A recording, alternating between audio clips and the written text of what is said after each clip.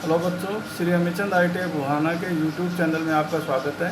पिछले वीडियो के अंदर हमने द्वितीय वर्ष वर्कशॉप कैलकुलेशन एंड साइंस के सिलेबस में मेंसुरेशन यानी क्षेत्रमिति का अध्ययन किया था, जिसके अंदर हमने वृत्त और वृत्त से संबंधित सभी पदों का अध्ययन किया था। आज हम वृत्त से संबंधित महत्वपूर्ण प्रश्नों को हल करेंगे। तो हमारा पहला प्रश्न है कि यदि वृत्त का व्यास 14 सेंटीमीटर है, यानी हमें व्यास दिया हुआ है 14 सेंटीमीटर और हमसे पूछा गया है त्रिज्या कितनी होगी। त्रिज्या कितनी होगी तो मैंने आपको बताया था कि वृत्त त्रिज्या बराबर होता है व्यास बटे 2, यानी त्रिज्या अगर हम r माने तो व्यास बटे 2 यानी d बटे 2। d हमने मान लिया हमारा व्यास है, r हमारी त्रिज्या है। r बराबर d बटे 2 यानी 14 बटे 2, 14 को 2 से काटा तो 7 सेंटीमीटर, 7 सेंटीमीटर त्रिज्या हो जाएगी। इसी प्रकार दूसरा प्रश्न है हमारा कि वलय के गोल वलय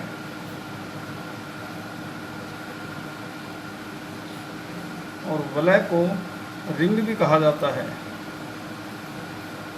का क्षेत्रफल ज्ञात करने का सूत्र क्या होता है। क्षेत्रफल का सूत्र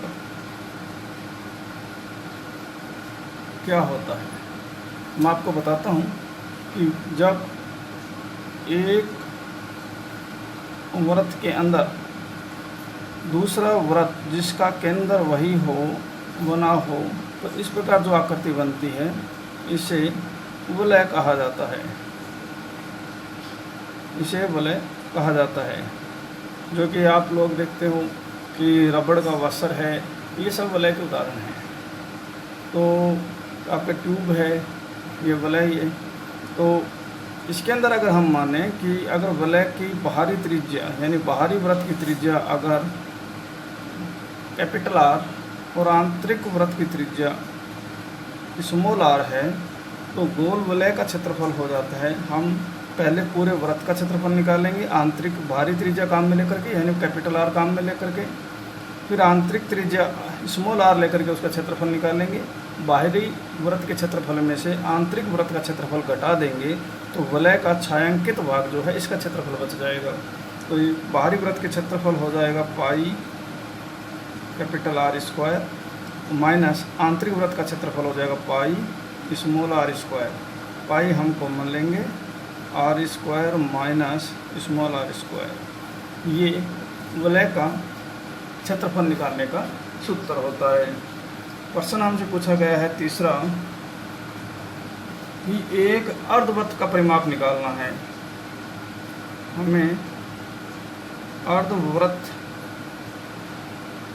का परिमाप निकालना है, जबकि हमें उसकी त्रिज्या दी हुई है। त्रिज्या हमें दी है 14 सेंटीमीटर।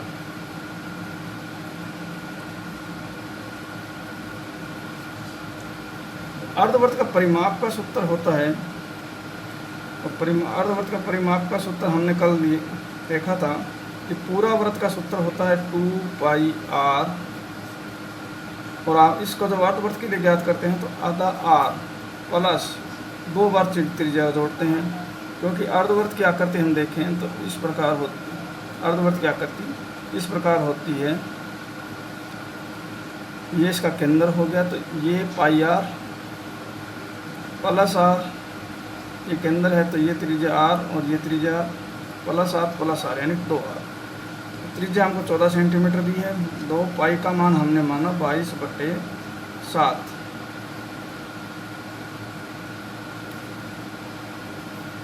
ये 2 पाई r बटे 2 होता है, 2 से 2 कट गया तो ये हुआ पाई r। तो 22 बटे 7 गुना त्रिज्या हमें 14 दे रखी है, प्लस 2 गुना त्रिज्या हमें दी है 14। तो 7 से 14 को काटा, 7 दूनी 14, 22 को 2 से गुना किया, 22 दूनी 44 और 14 को 2 से गुणा किया 28, तो हमने जोड़ा तो 8 4 12, 4 2 6 और 1 7, तो अर्धवृत्त का परिमाप हो जाएगा 72 सेंटीमीटर।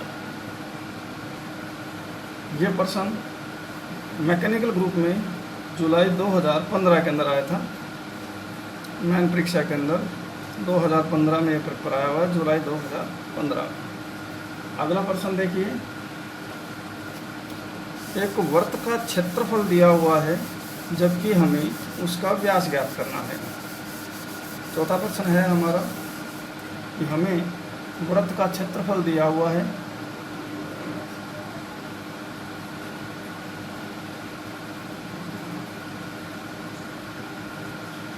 एक 154 स्क्वायर सेंटीमीटर, और हमें व्यास d ज्ञात करना है। तो वृत्त का क्षेत्रफल का सूत्र मैंने बताया था, जबकि व्यास दिया हुआ रहे तो सूत्र होता है पाई d स्क्वायर बटे 4 बराबर हुआ 154। अगर हम इसका पक्षांतरण करते हैं तो पाई का मान हुआ 22/7 गुणा d स्क्वायर बराबर 154। इस 4 को हम अगर दाएं पक्ष में ले जाते हैं तो 4 गुणा होगा, गुणा 4। अगर 22/7 को भी हम दाएं पक्ष में ले जाएंगे तो ये हो जाएगा d स्क्वायर बराबर 1/54 गुणा 4। 7 इस बाएं पक्ष में भाग में है, दाएं पक्ष में जाके गुणा में चला जाएगा। 22 बाएं पक्ष में गुणा में है, दाएं पक्ष में जाकर के भाग में जाएगा। 22 आए, 22 को अगर हम 154 से काटते हैं, 7 दूनी 14, 7 दूनी 14, 7 बार कट जाता है, 22 7 154। अब हम यहाँ पर गुणा करेंगे, 7 7 49, और 49 को 4 से गुणा करेंगे 196, 196 हमें मिला d स्क्वायर के बराबर, या d बराबर हो जाएगा वर्गमूल 196, और 196 का वर्गमूल होता है 14, यानी वृत्त की त्रिज्या व्यास हो जाएगा 14 सेंटीमीटर। अगला प्रश्न है हमारा 5वां कि किसी तार को मोड़कर 56 सेंटीमीटर व्यास वाले वृत्त का रूप दिया जाता है। अब यदि इसे वर्ग बना दिया जाए तो वृत्त की भुजा कितनी होगी। जो व्यास था, जो तार है, उस तार को मोड़ा और वृत्त बना दिया। तो ये जो वृत्त बनाया है हमें, इसका ये केंद्र हमने माना, इसकी जो d हमें दिया है 56 सेंटीमीटर।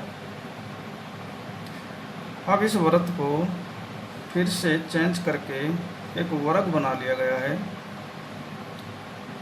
और उस वर्ग की भुजा हमने मानी a। तो चारों भुजाएं a होती हैं, समान होती है, इसलिए a हमने मान लिया। तो पहले तार को मोड़ के वृत्त बनाया गया, वृत्त को फिर मोड़ करके वर्ग बना दिया गया है। तो आप जानते हैं कि जब तार को मोड़ के वृत्त बनाया गया है तो वृत्त की परिधि तार की लंबाई के बराबर होगी, और जब उसी वृत्त को फिर से तोड़ करके वर्ग बनाया जाता है तो वृत्त की परिधि वर्ग के परिमाप के बराबर हो जाएगी। यानी हम बोलेंगे कि तार की जो लंबाई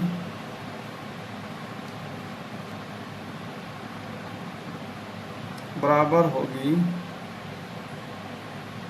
वृत्त की परिधि बराबर वर्ग का परिमाप।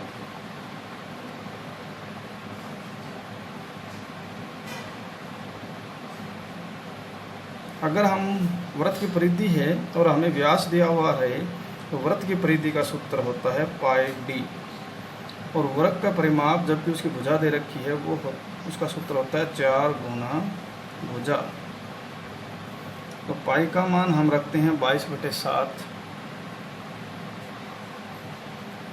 डी का मान हमको दिया हुआ है 56 बराबर 4 गुना भुजा हमने मानी है ए।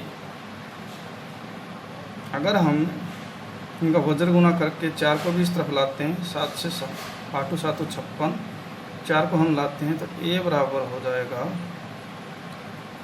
22 गुणा 8 बटे 4। 4 का हम 2 में भाग देंगे, 8 में भाग देंगे, 2 बार गया। 22 को 2 से गुना करेंगे 44, तो वृत्त की भुजा हो जाएगी 44 सेंटीमीटर। प्रश्न संख्या 6। प्रश्न संख्या 6 हमें दी हुई है कि किसी वृत्त की परिधि 44 सेंटीमीटर है और क्षेत्रफल हमको ज्ञात करना है।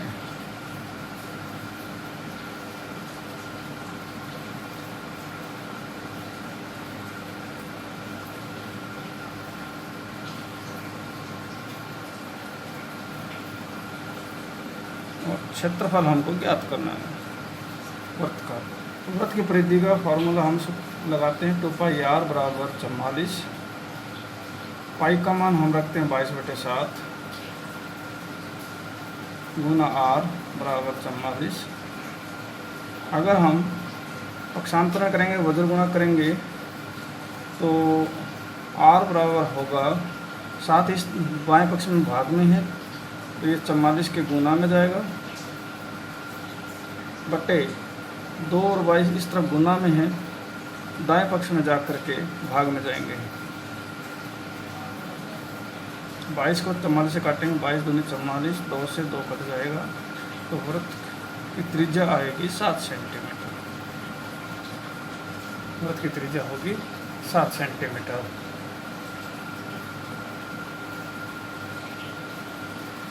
तो इस प्रकार हमें वृत्त की त्रिज्या पता हो गई 7 सेंटीमीटर।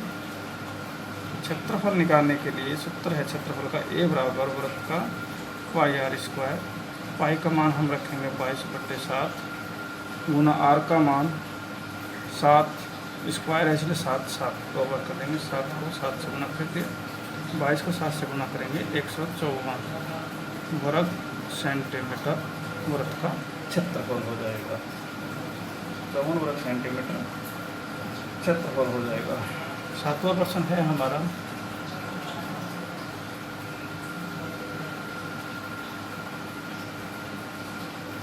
कि एक अर्धवृत्ताकार पारक की त्रिज्या दी है और उसका परिमाप ज्ञात करना है।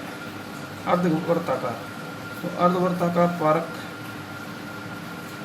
ये मान लेते हैं, इसका केंद्र ओ यहाँ है और पारक की त्रिज्या है r। अर्धवृत्ताकार पारक है, इसकी त्रिज्या हमको दी हुई है r और हमें इसका परिमाप ज्ञात करना है। तो अर्धवृत्ताकार वृत्त का परिमाप का सूत्र है πr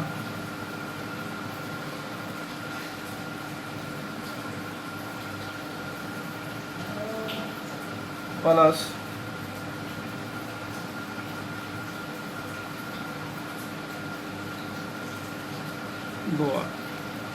πr प्लस 2r।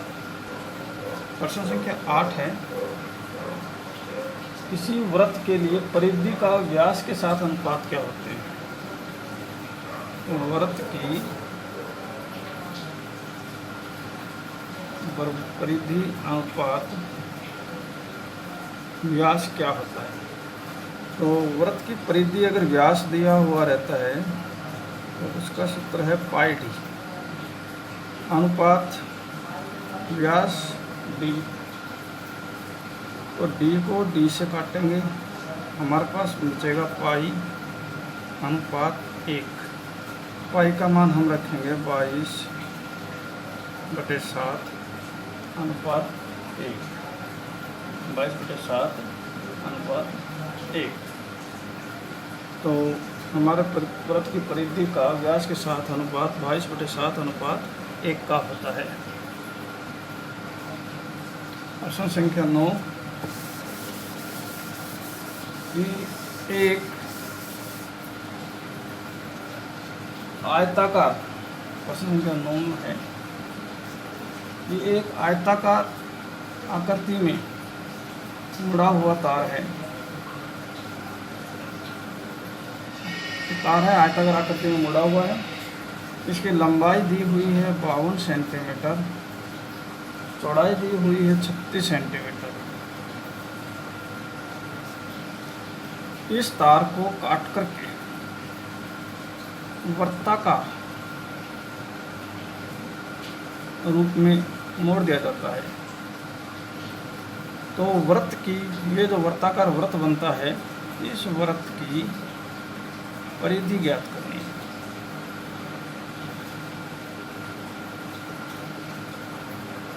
इस वृत्त की परिधि पता नहीं। आयताकार आकृति में मुड़ा हुआ तार है, आयत की लंबाई 52 सेंटीमीटर दी हुई है, चौड़ाई 36 सेंटीमीटर दी हुई है। इसको किसी भी एक बिंदु से, मान लीजिए इस बिंदु से यहाँ काट करके और इसको वृत्ताकार आकृति बना दी। अब इस वृत्ताकार आकृति की परिधि ज्ञात करनी है। तो चाहे ये तार है जो हमने इसको काट करके सीधा करके फिर इसको वृत्ताकार आकृति में जोड़ा, तो मतलब ये हुआ कि इस वृत्त की परिधि उस तार की लंबाई के बराबर हो गई। तो हमने पहले इसको तार को काट करके सीधा किया, पूरा वायर बन गया। इस वायर को फिर हमने मोड़ करके वृत्ताकार आकृति में जोड़ दिया। तो ये जो इसकी लंबाई है, ये वर्ग के परिमाप के बराबर होगी। और इसको जब वृत्ताकार रूप में मोड़ा गया तो वृत्त की परिधि के बराबर होगी तार की लंबाई। यानी वह आयताकार आकृति है, इसका परिमाप वृत्त की परिधि के बराबर होगा। तो हम बोलेंगे कि वृत्त की परिधि बराबर हो जाएगी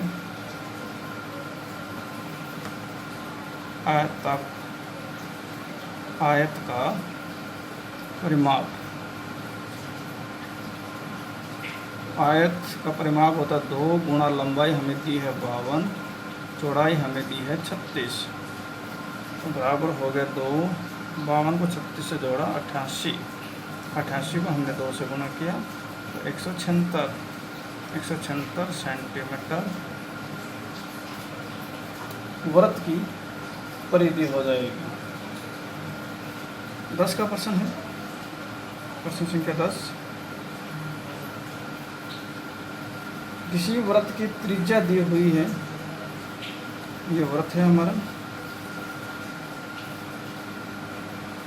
इस वृत्त की हमें त्रिज्या दी हुई है 14 सेंटीमीटर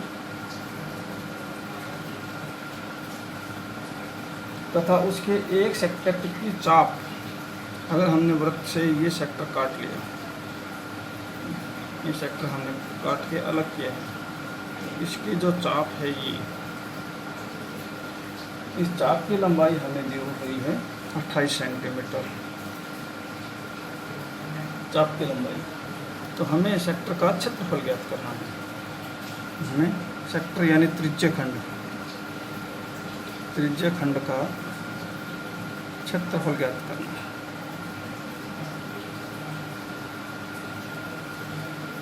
तो सबसे पहले हम इसकी चाप की लंबाई देखते हैं। तो त्रिज्य खंड का चाप, त्रिज्य खंड के चाप की लंबाई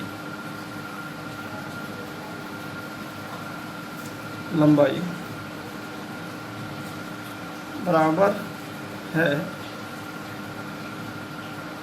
2πr थीटा बटे 360, 2πr थीटा बटे 360, या 2 पाई का मान हमें दिया है 22 गुना त्रिज्या हमें दी हुई है 14 डॉट थीटा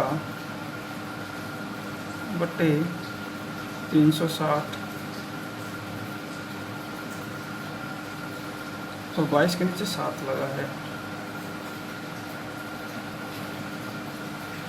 ये बराबर होगा, चाप की लंबाई हमें दी हुई 28 की,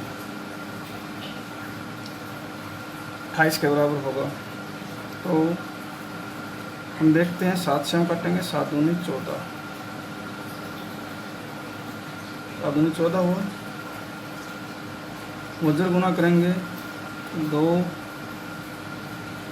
उधर गुना करके थीटा को हम इस तरफ रखेंगे, बाकी अन्य राशियों को बाएं पक्ष में दाएं पक्ष में ले चलेंगे तो 360 28 के गुना में होएगा। 28 गुणा 360 बट्टे 22 दूनी 44, 44 दूनी 88, 22 दूनी 44, 44 दूनी 88। तो थीटा के मान को हम इतना ही रखते हैं। इसके बाद में हम देखते हैं त्रिज्य खंड का क्षेत्रफल।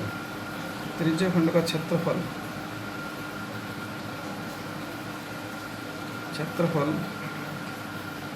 बराबर होता है पाई आर स्क्वायर गुणा थीटा बटे 360। तो थीटा की जगह हम ये मान यूँ कहीं रख देंगे।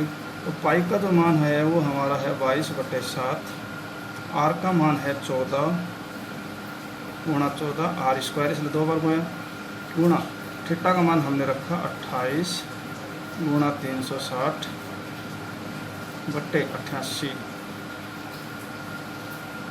गुणा ये 360 भाग में ले लेंगे। तो 360 से 360 कट गया।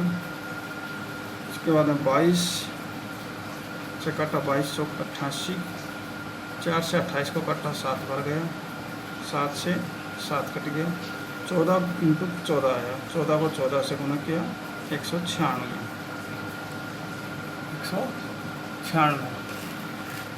196 वर्ग सेंटीमीटर त्रिज्य खंड का क्षेत्रफल। प्रश्न संख्या 11।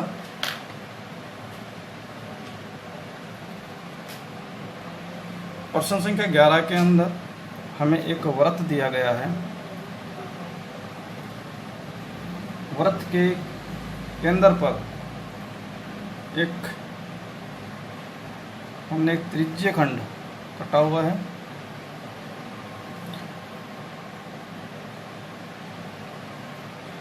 ये वृत्त का केंद्र है जिसे हमने नाम दे दिया ए। ये पॉइंट बिंदु बी, ये बिंदु सी। वृत्त के केंद्र पर त्रिज्य खंड द्वारा अंकित कोण हमें दिया हुआ है 45 डिग्री। त्रिज्य खंड द्वारा दिया हुआ कोण है हमारा 45 डिग्री। हमसे सर्कुलर डिस्क के सेक्टर का पेरीमीटर पूछा गया है। इस वृत्त की त्रिज्या हमें दी गई है 100 mm। ये वृत्त की त्रिज्या है 100 mm, हमें इसकी त्रिज्या दी गई है। हमें वृत्त की सेक्टर OBACO इसकी त्रिज्या निकालें, पेरीमीटर यानी परिधि हमें ज्ञात करनी है। ये जो मैं अंडरलाइन हाईलाइट कर रहा हूँ, इस हिस्से की हमें परिधि ज्ञात करनी है। इस हिस्से की हमें परिधि ज्ञात करनी है। तो अगर हम ये चाप जो है, अगर इस चाप को इसमें से काट दिया है तो परिधि ज्ञात करने के लिए हम क्या करेंगे, सबसे पहले देखेंगे कि इसके त्रिज्य खंड ने वृत्त के केंद्र पर 45 डिग्री का कोण बनाया है। तो बाकी जो कोण बच गया वृत्त के केंद्र पर वह बचा थीटा बराबर 360 डिग्री का कोण है माइनस 45 हमने इसमें से लेस कर दिया। तो हमारे पास बचा है 315 डिग्री।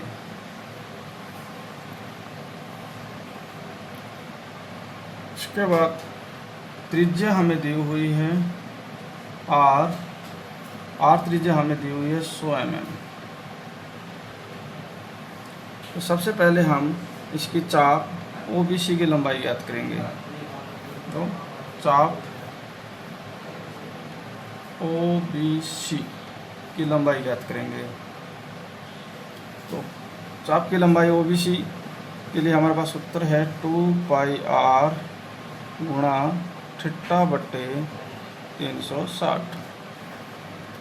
यहाँ पर हम रखेंगे 2 पाई का मान हम रखेंगे 22/7, आर हम रखेंगे 100 गुणा थीटा का मान हम रखेंगे, इस 45 को 360 में से घटा करके जो हमारा बचा है 315, क्योंकि हमें ये वाले चाप ज्ञात करनी है। तो ये वाले ज्ञात करने के लिए हमने 315 बट्टे 360। अगर हम देखते 315 में 7 का बार भाग देंगे 45 बार भाग जाएगा। 45 का 360 में भाग देंगे 8 बार जाएगा। 2 से 8 को काटेंगे 4 बार। 4 से 100 को काटेंगे 25 बार। 25 को 22 से गुना करेंगे 550 मिलीमीटर इस चाप की लंबाई हो जाएगी। अब पेरीमीटर जब इस पूरी होगी वो होगी ये चाप की लंबाई प्लस ये त्रिज्या प्लस त्रिज्या। तो त्रिज्या खंड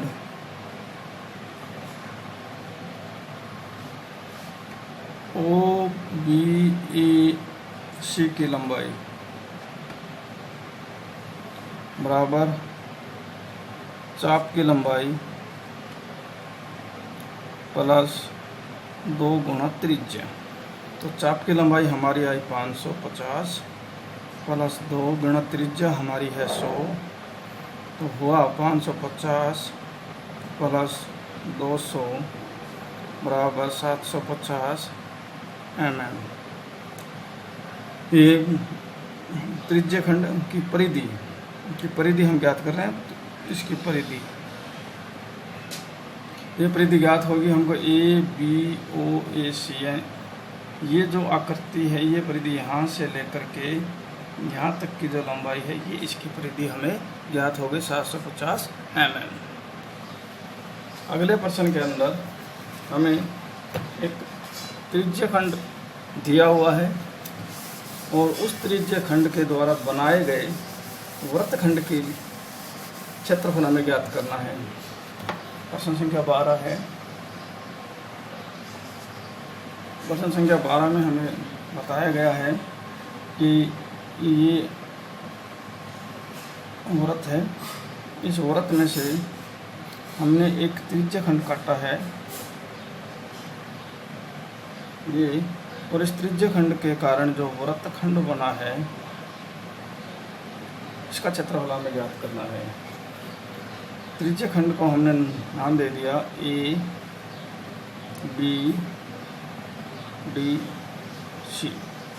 त्रिज्या खंड के द्वारा केंद्र पर अंकित कोण है 60 डिग्री। ये वृत्त की त्रिज्या है। वृत्त की त्रिज्या हमें दी हुई है 8 सेंटीमीटर। तो AC वृत्त की त्रिज्या है 8 सेंटीमीटर। त्रिज्या खंड के द्वारा जो भी त्रिभुज बनता है ये त्रिभुज समद्विबाहु त्रिभुज है। समद्विबाहु त्रिभुज का मतलब कि इसकी 2 भुजाएं बराबर हैं। तो ये 2 भुजाएं बराबर है, ये 8 है तो ये भी त्रिज्या ही है, ये भी 8 है।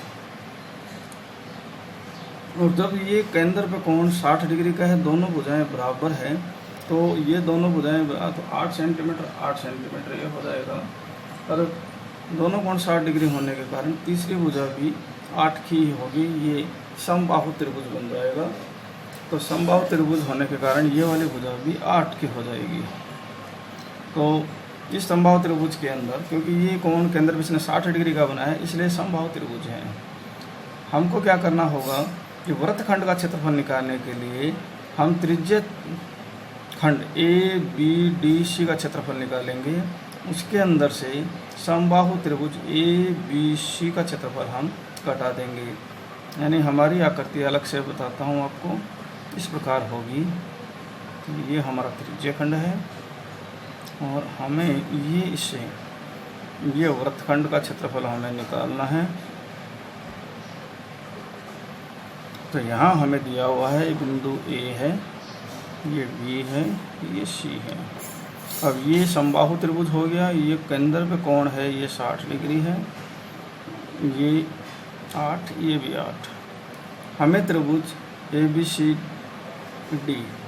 ABDC का क्षेत्रफल त्रिज्या खंड का निकालना है। त्रिज्या खंड के क्षेत्रफल में से त्रिभुज ABC यानी इस ABC का क्षेत्रफल हम घटा देंगे तो हमारे पास वृत्तखंड BCDB का क्षेत्रफल बच जाएगा।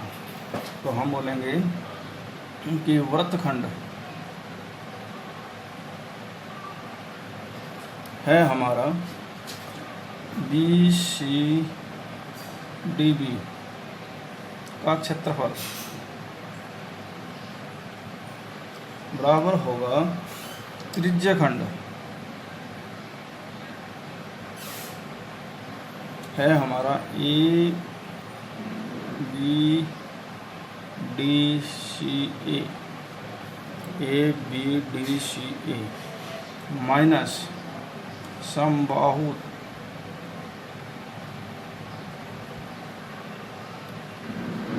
क्षेत्रफल समबाहु त्रिभुज का क्षेत्रफल।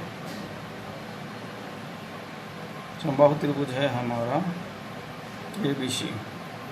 तो त्रिज्य खंड का क्षेत्रफल हमारा होता है πr² डॉट थीटा बटे 360 माइनस समबाहु त्रिभुज का क्षेत्रफल होता है √3/4 गुणा भुजा का स्क्वायर। भुजा हमारी यहाँ पर है r और r², क्योंकि त्रिज्या ही समबाहु त्रिभुज की भुजा होगी ABC की। तो ये तो बराबर हुआ पाई का मान हमने रखा 22/7, थीटा का मान r का मान हमने रखा r 8 गुणा थीटा का मान रखा हमने 60/360 माइनस √3/4 r² हमने रखा 8, तो 8 गुणा 8 ये हमने इसका मान रखा। तो बराबर हुआ 60 का 360 से काट देते हैं, 6 बार कट जाएगा और 6 को फिर हम काट देते हैं। तो यहाँ 2 से काटेंगे तो ये 3, यहाँ आएगा 4। तो हमें मिलेगा 22 चौक 88 और 88 गुणा को 8 से गुणा करेंगे तो 704। 22 को 4 से गुणा किया, 4 दूनी 8, 4 दूनी 88, 88 को 8 से गुणा किया 704 आया। बटे 7 को 3 से गुणा किया 21 माइनस यहाँ हम काटेंगे 4 को 8 से, 2 बार कट जाएगा। तो माइनस √3 का मान हम रखेंगे 1.732 गुणा 8 को 2 से गुणा किया 16 बराबर होगा 704 में हम भाग देंगे 21 का, तो भागफल आएगा 33.52